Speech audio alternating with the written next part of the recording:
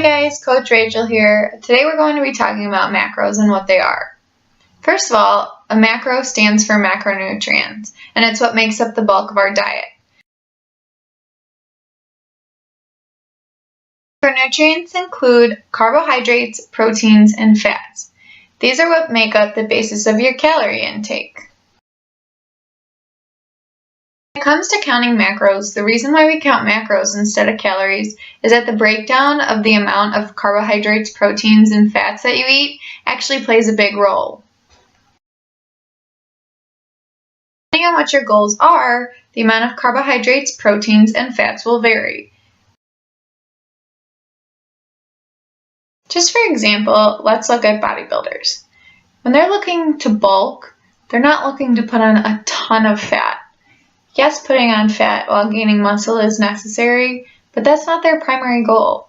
So they adjust their macros and their protein intake along with their carbs and their fats in order to obtain those goals. That's what's so cool about counting macros. A lot of people go wrong when it comes to dieting is that they only count calories.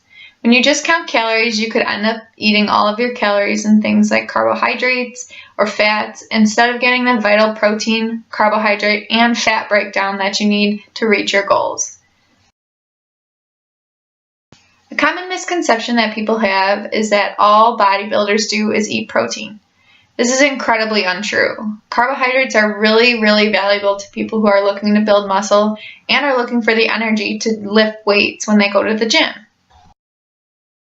So you may be asking yourself, well, if carbs give you energy and they help you build muscle, why can't I just eat all carbs? Let me give you an example. The general American population. We have a very large obesity epidemic going on in this country. And the problem is most people get their calories in the form of carbohydrates.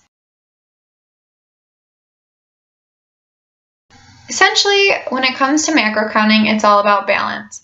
You need the right amount of protein, the right amount of carbs, and the right amount of fats to help you reach your goals. When people think of flexible dieting or IFYM, which stands for if it fits your macros, they get this picture in their head of these people that are just eating Pop-Tarts and sugary foods.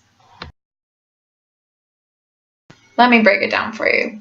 These people are not eating Pop-Tarts for every meal and looking the way that they do. But the beauty of it all is that they can enjoy the things that they like in moderation. If it fits their macros, they can eat it.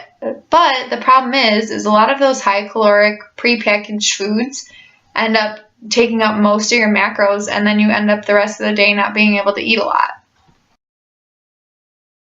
Eating whole, real, natural foods is going to end up with a better result than these fatty, prepackaged sugary things. But the beauty is if you want to indulge in one of those things every now and then, you can, and you can still be working towards your goals.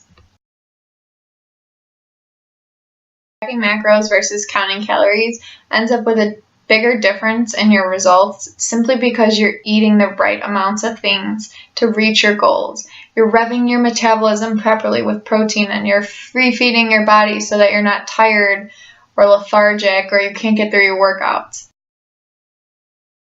The flexibility that comes with counting macros is something that I would never trade for anything. It lets me work towards my goals but still enjoy the foods that I like. You don't have to eat asparagus and tilapia or chicken and brown rice for every meal. You get to enjoy foods that you actually crave and like to eat, and you can have a lot more variety in your diet than just being scared of breaking the mold and breaking away from your chicken and tilapia meals.